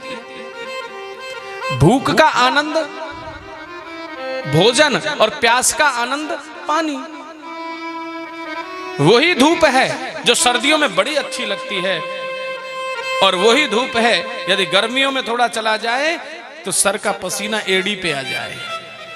वही ठंडी है जो सर्दियों में कष्ट देती है, लेकिन गर्मी के टाइम एसी चाहिए, बोले फुल पे कर दे, थोड़े पे भी नहीं, ज्यादा से ज्यादा ठंडी बनाए। तो दुख इसलिए बनाया तुम्हें सुख की पहचान हो, सुख इसलिए बनाया ताकि तुम्हें दुख की पहचान हो। तो जब भी आपको अभिमान रूपी ग्राह डसे तो आपको याद रखना चाहिए आप भ्रमण के लिए निकल जाना। बहुत सुंदर औषधि बता रहे हैं आपको। जब आपको किसी भी चीज का अभिमान हो तो आप भ्रमण के लिए निकल जाना। यदि आपको अपनी सुंदरता का अभिमान है तो आपको भगवान ने वो कलाकृति की है, एक से एक सुंदर बनाया है। जब आप भ्रमण के लिए निकलोगे तो आपको ऐसे रूपवान नजर आएंगे कि आपके रूप का नशा टूट जाएगा। यदि आपको अपने पैसे का अभिमान है तो भ्रमण करने के लिए निकल जाना। जितना तेरे पास संपत्ति है इतने संपत्ति की तो लोग गाड़ियों में बैठ करके रोड पे घूम रहे हैं, तुझे पता चलेगा। यदि तुझे अपनी कोठी का अभिमान है कि मेरे समान बंगला, मेरे समान कोठी किसी की नहीं, तो भी भ्रमण के लिए निकल जाना। अरे मेरे ठाकुर जी ने इस दुनिया में एक की दवाई एक बनाया है। ऐसे ऐसे भवन मिलेंगे कि आप देखते ही रह जाओगे, लेकिन आपको भ्रमण के लिए जाना पड़ेगा। जब भी तुझे किसी चीज का अभिमान हो, तुझे रुपए का, पैसे का, अपने रूप का, अपनी ताकत का।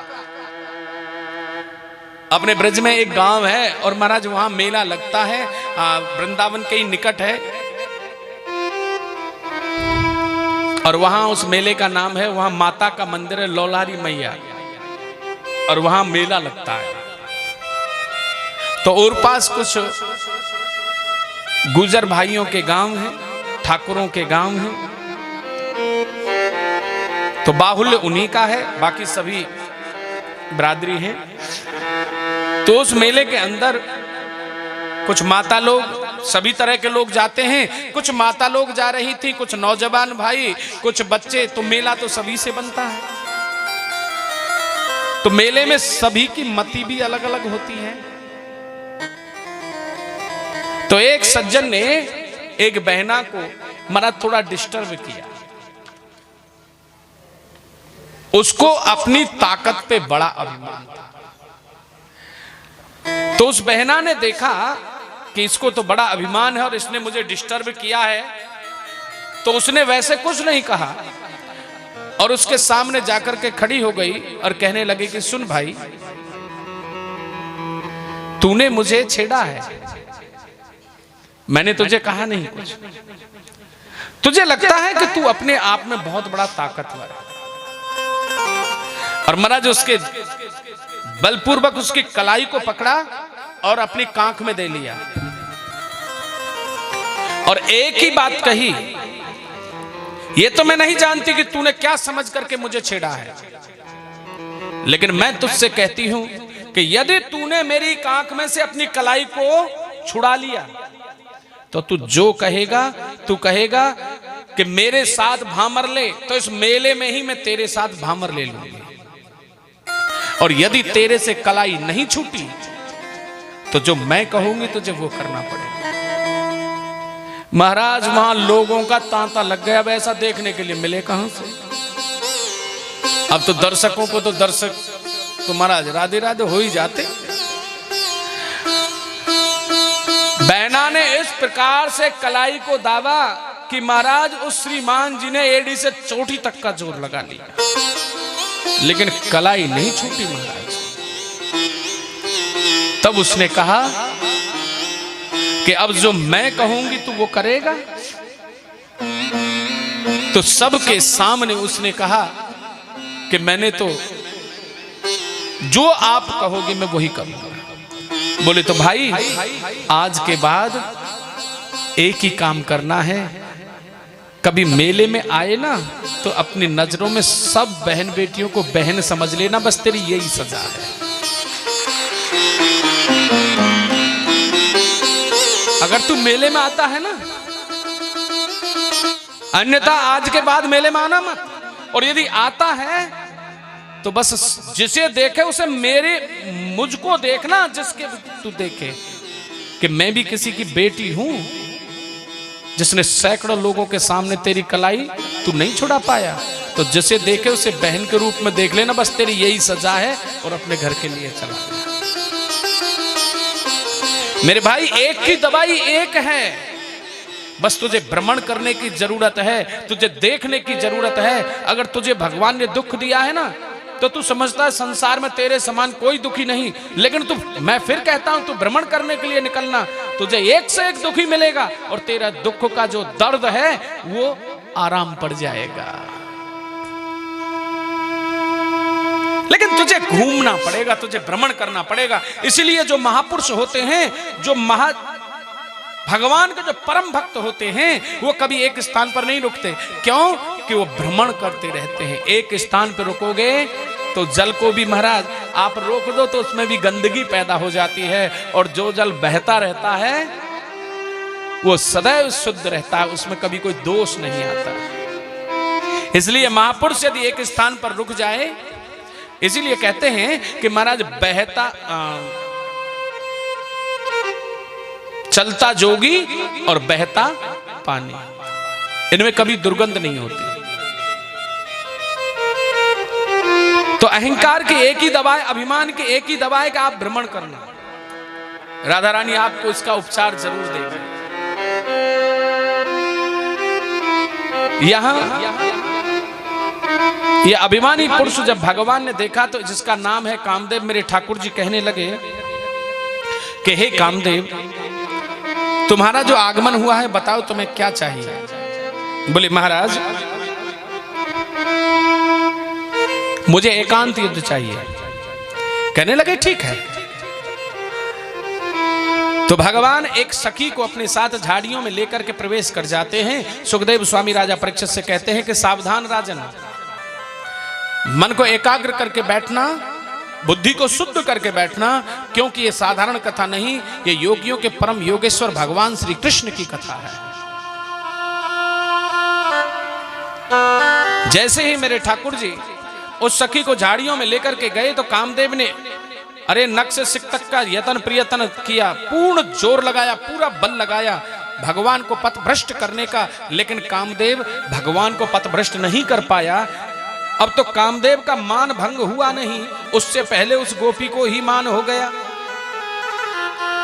अब जो हम कहते हैं ना, कई बार हम साधारण लोग ये मान लेते हैं कि हमको अभिमान नहीं होता। अरे हम कौन खेत की मूली हैं, जो भगवान के साथ रह रही है उसी को अभिमान हो गया। जो भगवान की प्रेयसी है, जो भगवान के बगैर एक पल नहीं रह सकती, उसको भी अभिमान ने पकड़ लिया, जिसका नाम है श्री राधा। भागवत जी के अंदर पूर्ण रूपेण संकेत, पूर्ण रूपेण नहीं है लेकिन बस संकेत है।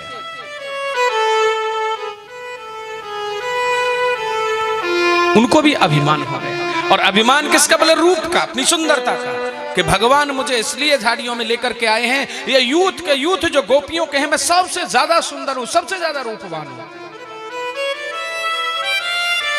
इसलिए ठाकुर जी ने मुझे चुना है।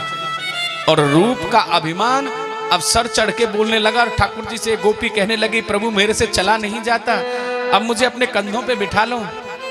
भगवान समझ गए कि अभिमान जब बढ़ता है तो ऊपर की तरफ आता है, और क्यों नहीं, आज ये अभिमान, ये गोपी नहीं बैठना चाहती, अभिमान मेरे कंधों पे बैठना चाहता है। कोई बात नहीं, इसका भी स्वागत है। बोले कि इस टीले पे चढ़ जाओ, मेरे कंधों पे बैठ जाना। गोपी टीले पे चढ़ी, जैसे ही भगवान के कंधों पे बैठने लगी, भगवान अंतर ध्यान हो गए और धड़ाम से नीचे आकर के पड़ी। अब तो गोपियां रोने लगी। पीछे से कुछ गोपियां खोजते हुए आ रही हैं, कहने लगी कि बहन तुम क्यों रो रही हो? बोले मेरी मूर्खता के कारण मेरे प्राण वल्लभ का हमसे बिछो हो गया, हमारे जीवन धन हमको छोड़ के चले गए। मुझे अपने रूप का अभिमान था, और अभिमान और भगवान एक साथ नहीं रह सकते, इसलिए जब अभिमान हुआ तो भगवान ने त्याग दिया, और अब अभिमान का मुझे एहसास हुआ तो अब ठाकुर जी मिलने चाहिए, कैसे नहीं आए। प्रायश्चित कर रही है। तो गोपियों ने सुंदर गोपी गीत गाया, जो भागवत जी में 19 श्लोकों में वर्णित है। जो नित्य गोपी गीत को गाते हैं, महाराज भगवान उन पे बड़ी कृपा बरसाते हैं। अच्छा याद रहे, जिस प्रकार से भगवान के अंदर वो ताकत है कि भक्त को खींच लेता है, तो भक्त के अंदर भी वो पावर है कि वो भगवान को खींच सकता है। भगवान की वेणु में ताकत है, भक्त के गीत में ताकत है, भक्त की पुकार में ताकत है, भक्त की करुणा भाव में ताकत है। बड़े सुंदर भाव से गोपी गीत को गाने लगे। जयति तेधिकम् जन्मन ब्रजा श्रेयत इंदिरा सासदा प्रही यति दृश्युता देक्षुतावका स्वयं धृता सता त्वं विचिन्वते शरदुदासये साधु जात सा सिजोदरा श्रीम सादृशा शोरातनाथ ते शोल्कदास का वरद निघ्नतो नेह किम जलापया व्याल राक्षसा वर्ष मार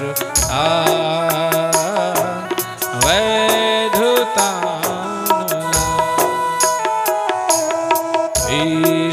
विस्मयात्मजा विश्वतो भया दृशभते वयं रक्षितामः न खलु गोपिका नंदनो भवान् अखिल देहिनां अंतरात्मक विखन सार्थितो विश्वगोप्तये सख उदेयिवान सात्वतांकुले विरचिता भयं वृष्णिधूर्यते चरणमीयुषां संस्कृतिर्भया कर्षरोरुहं कान्तकामदं शिरसि देहिना श्रीकरग्रहं ब्रजजनार्हितं वीरयोषितां निर्जनस्मयं ध्वंसनस्मृते हे भज सके भवा किंकरीष्मनो जलरुहाननं चारुदर्शय प्रणत देहिना आपकर्षणं तृणचराणुगं श्रीनिकेतनं फणफणार्पितं ते पदाम्बुजं तृणकचेषुन क्रन्दिहर्षयम् 19 श्लोकों में है महाराज मधुरिया गिरा वल्गवा गया बुद्ध मनो गया पुष्कृष्ण। जितना गाओगे उतना आनंद बनेगा। गोपियों ने गोपी गीत गाया, भगवान के हृदय का बर्बरतापूर्ण बलपूर्वक कर्षण किया। और आज भगवान खिंचे चले आए। गोपियां पूछती हैं कि हे हरि आप कहां गए थे? जिस प्रिया को छोड़कर के आप एक पल के लिए नहीं जाते, आज उसके प्रति आप ऐसे निर्मोही हो गए। बोले कि सुनो प्रिया, ऐसा कुछ नहीं है। जिस समय ये गोपी मेरे कंधों पे बैठ रही थी, मेरे भक्त का नाम था हंस मुनि, वो क्षीर सागर में तपस्या कर रहे थे। एक शंखासुर नाम के दैत्य ने उनके प्राणों का अंत करना चाहा। जब प्राणों पे संकट आया तो उसने अथाह जल राशि में मुझे याद किया, हे गोविंद मेरी रक्षा कर। मेरी सखी का मेरे कंधों पे बैठना हुआ, मेरे भक्त का मुझे याद करना हुआ, तो मुझे वहां जाना पड़ा। इसका अभिमान टूट गया, उसके प्राणों की रक्षा की।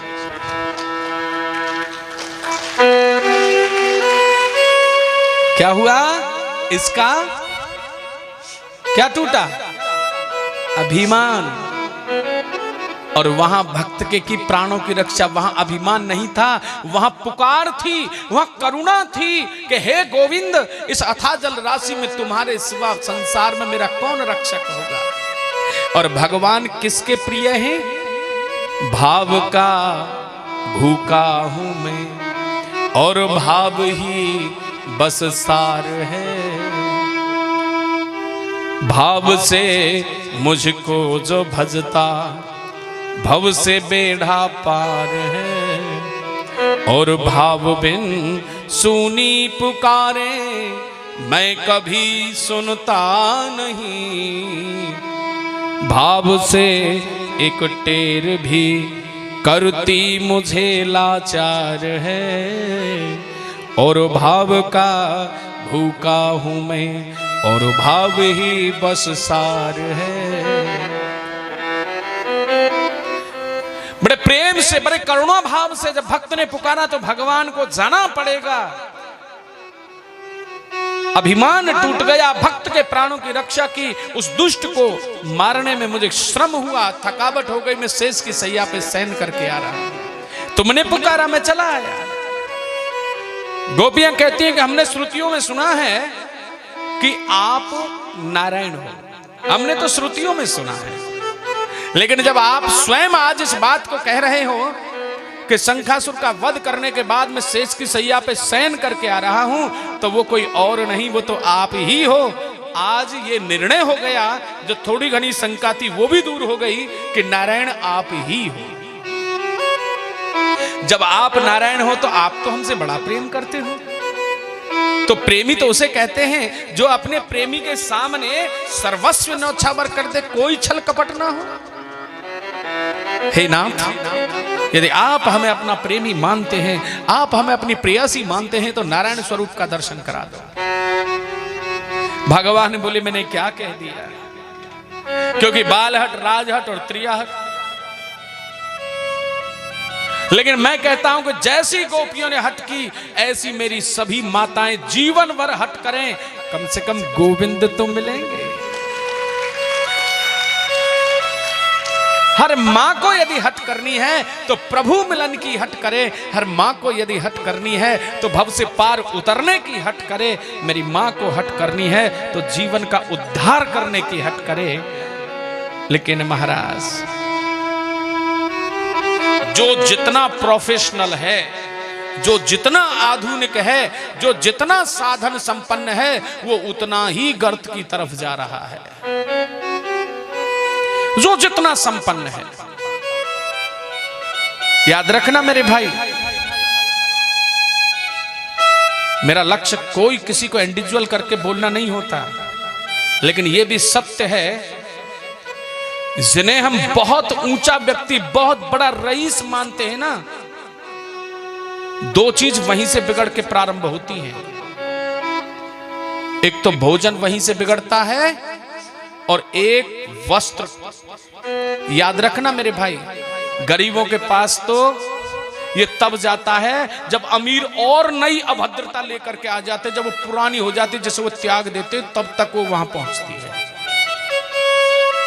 दो चीजें अमीरों से बिगड़ती हैं, जो बहुत पढ़े लिखे होते हैं, जो रिच मैन होते हैं, उन घरों में भी हमारी बहन होती हैं, हमारी बेटियां होती हैं, क्योंकि भारतवर्ष की प्रत्येक नारी हमारी बहन है, हमारी बहन है, हमारी बेटी है।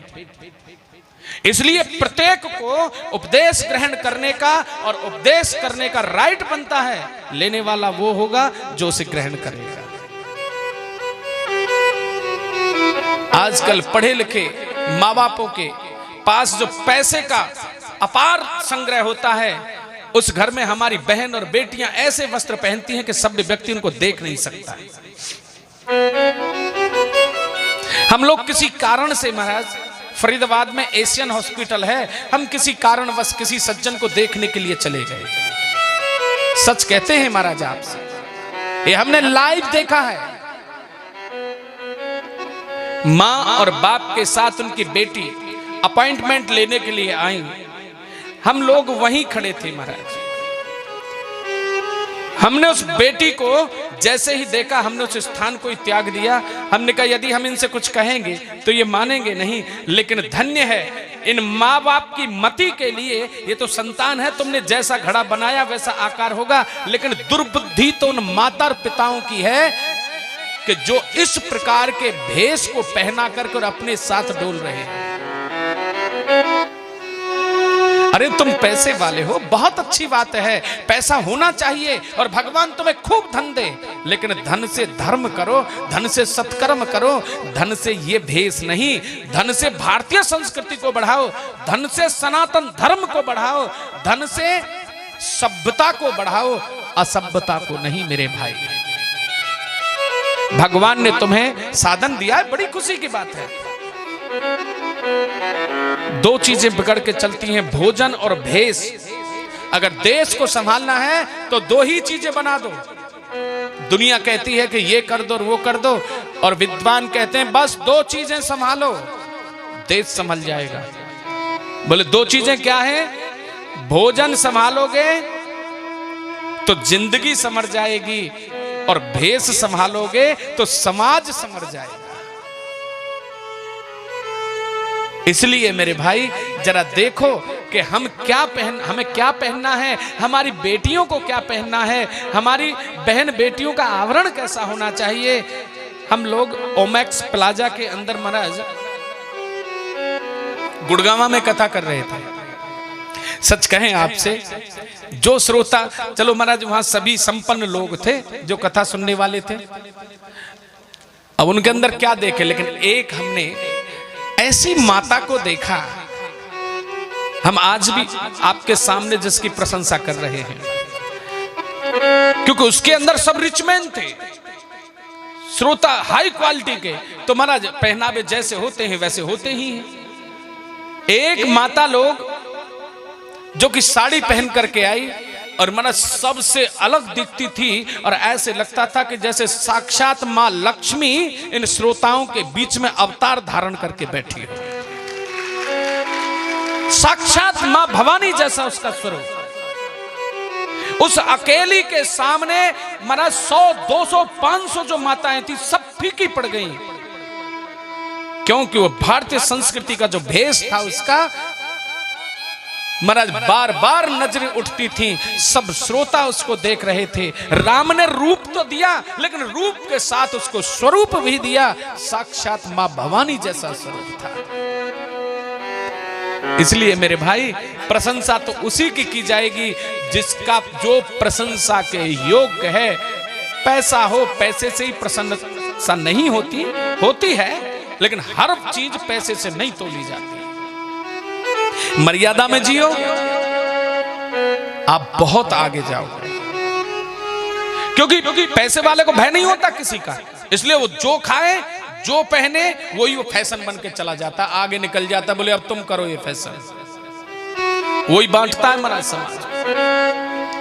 इसलिए मेरे भाई भगवान की बड़ी कृपा है, तुम भारतवर्ष में रह करके इतने बड़े धनी बने, तो आप धर्म को बढ़ाओ, सनातन धर्म को बढ़ाओ, संस्कृति को बढ़ाओ, व्यवहार को बढ़ाओ, भेष को बढ़ाओ, आप लोग भोजन को शुद्ध कराओ। अरे आपके पास तो पावर है, पावर का सदुपयोग करो। प्रेम से बोलना पड़ेगा, ऐसे नहीं महाराज कंजूसी चल रही है।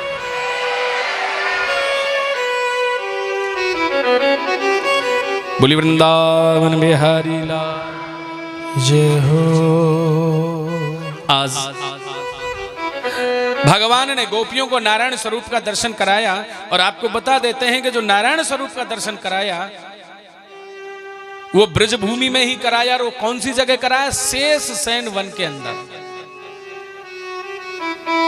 शेष शयन वन कहां है?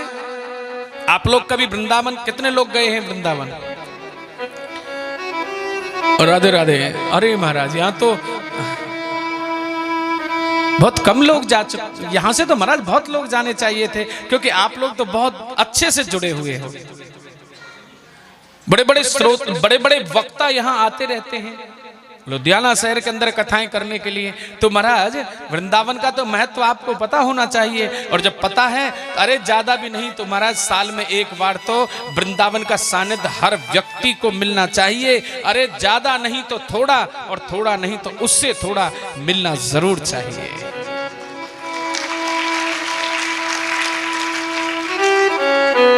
सुखदेव स्वामी कहते हैं कि हे राजन, शेष शयन वन के अंदर भगवान ने 3 योजन के क्षीर सागर का आह्वान किया, और उस क्षीर सागर में दाऊ जी शेष अवतार में आए, भगवान श्री कृष्ण नारायण स्वरूप में आए, चरणों में महालक्ष्मी जी, नाभि से कमल है, कमल में ब्रह्मा जी, 33 कोटि देवता स्वरूप का आनंद लेने के लिए, भगवान का वंदन करने के लिए उस स्थान पर आए।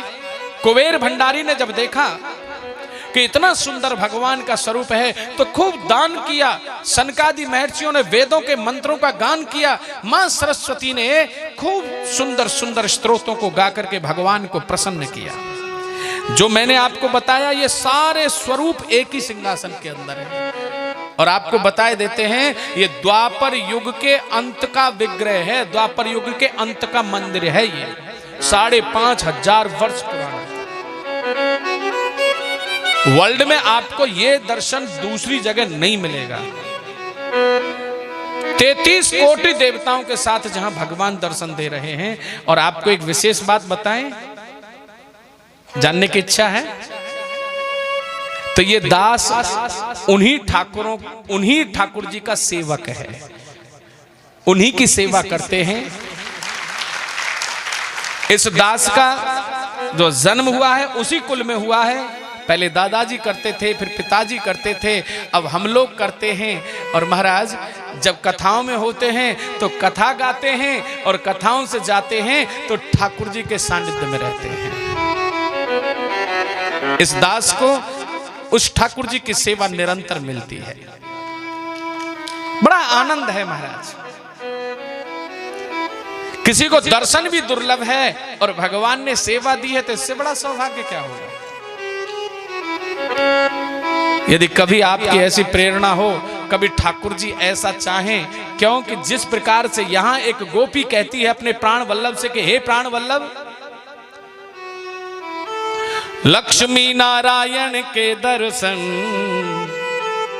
करवाइला रसिया, करवाइला रसिया, मेरे नैना तरस रहे हैं।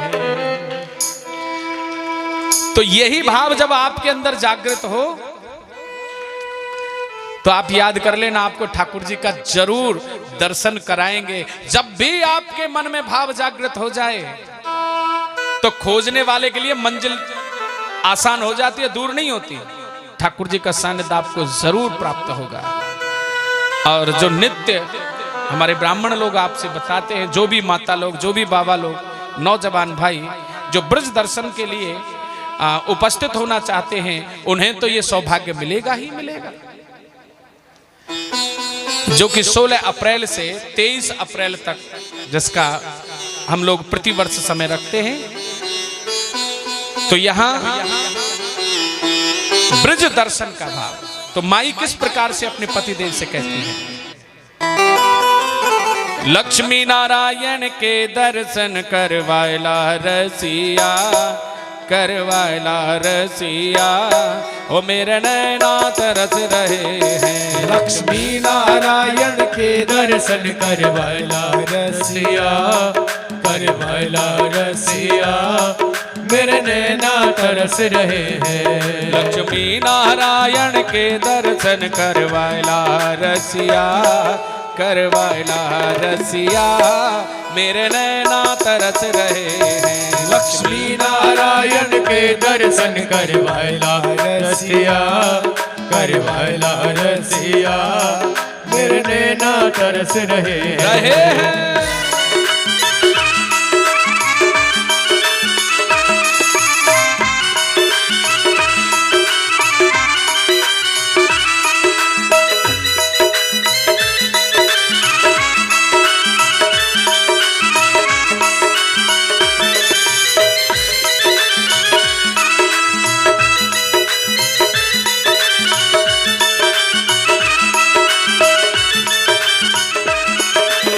शेषाई में मंदिरिया को जो मेरे मन भायो है, जो मेरे मन भायो है। शेष साई में मंदिरिया को जो मेरे मन भायो है, जो मेरे मन भायो है। लक्ष्मी पति यहाँ दर्शन दे रहे, 3 लोक से न्यारो है, 3 लोक से न्यारो है। लक्ष्मी पति यहाँ दर्शन दे रहे, 3 लोक से न्यारो है, 3 लोक से न्यारो है। वो मोयवा मंदिर के दर्शन तू करवायला रसिया, करवायला रसिया, मेरे नैना तरस रहे हैं। लक्ष्मी नारायण के दर्शन करवायला रसिया, करवायला रसिया, मेरे नैना तरस रहे हैं। ओ लक्ष्मी नारायण के दर्शन करवायला रसिया, करवायला रसिया, मेरे नैना तरस रहे हैं।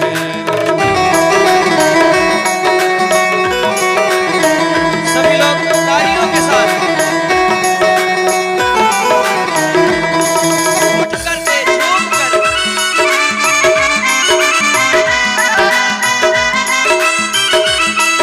बोल लक्ष्मी नारायण भगवान की।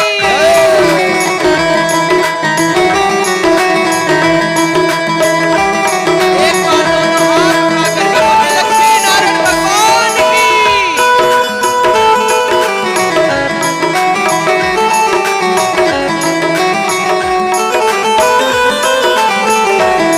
ओ तीन लोक में सबसे न्यारी शेष की सैया बनी भई, शेष की सैया बनी भई। तीन लोक में सबसे न्यारी शेष के सैया बनी भई, शेष के सैया बनी भई।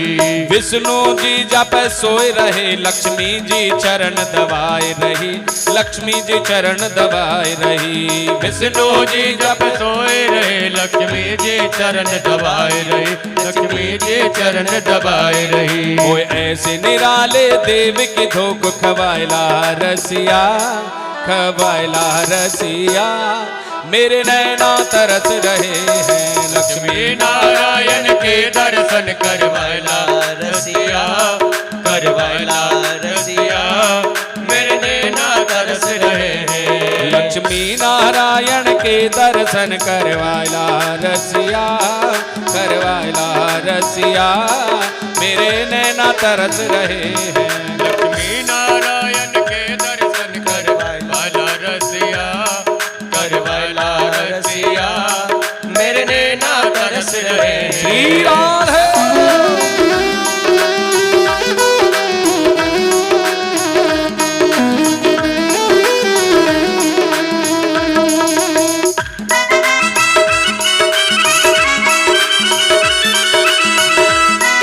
दोनों हाथ उठाकर बोलो लक्ष्मी नारायण भगवान की।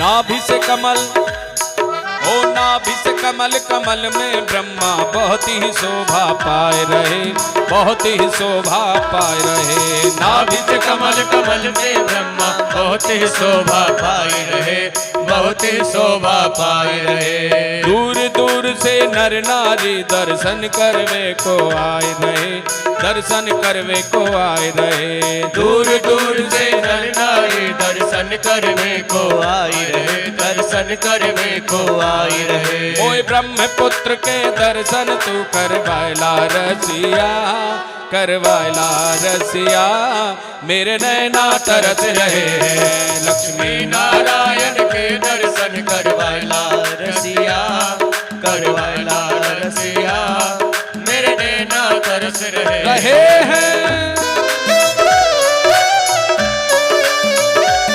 बोल लक्ष्मी नारायण भगवान की। बोल लक्ष्मी नारायण भगवान की। बोल बाके बिहारी लाल की।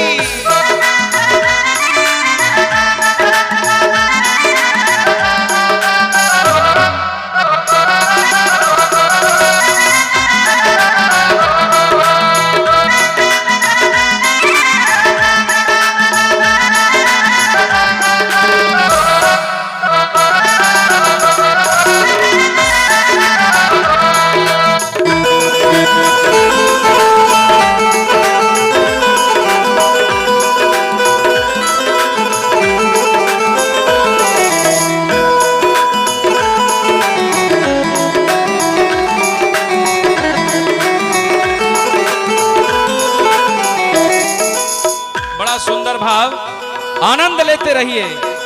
राधे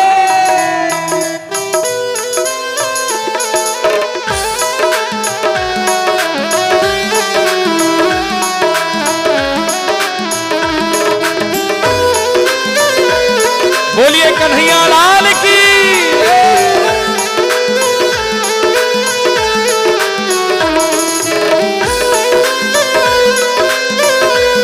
जिनके अंदर मेरे ठाकुर जी बढ़ेंगे तो वो तो अपना काम करेंगे।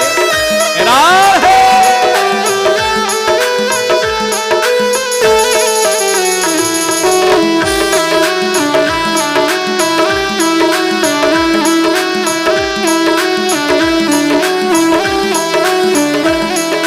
तेतीस कोट देवता यहाँ पे दर्शन देने आए रहे, दर्शन देवे आए रहे। 33 कोट देवता यहाँ पे दर्शन देवे आए रहे, दर्शन देवे आए रहे। ओ दर दर क्यों भटको यहाँ सबके बिगड़े काम बनाए रहे, बिगड़े काम बनाए रहे। दर दर क्यों भटको यहाँ सबके बिगड़े काम बनाए रहे, बिगड़े काम बनाए रहे। कोई ऐसे निराले देव के धोख खवायला रसिया, खवायला रसिया मेरे नैना तरस रहे हैं। लक्ष्मी नारायण के दर्शन करवाला रसिया, करवाला रसिया मेरे नैना तरस रहे हैं। लक्ष्मी नारायण के दर्शन करवायला रसिया, करवायला रसिया मेरे नैना तरस रहे हैं।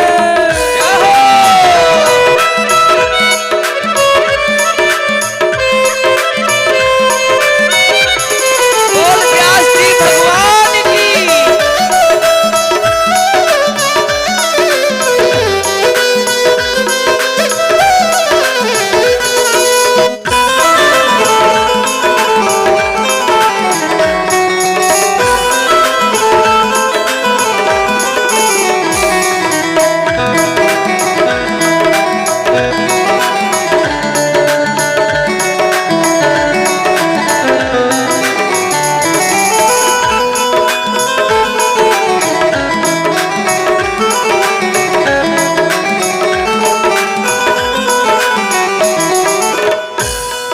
आज आपको कहें बड़ा अच्छा लग रहा है आज। बोले अच्छा क्यों लग रहा है? आज तो ऐसे अनुशासन में बच्चों को बिठाया जैसे स्कूल में पढ़ने के लिए जाते हैं। क्योंकि बच्चों को आना चाहिए, लेकिन जो क्रिया आज अपनाई है वो क्रिया नित्य अपनानी चाहिए। राधे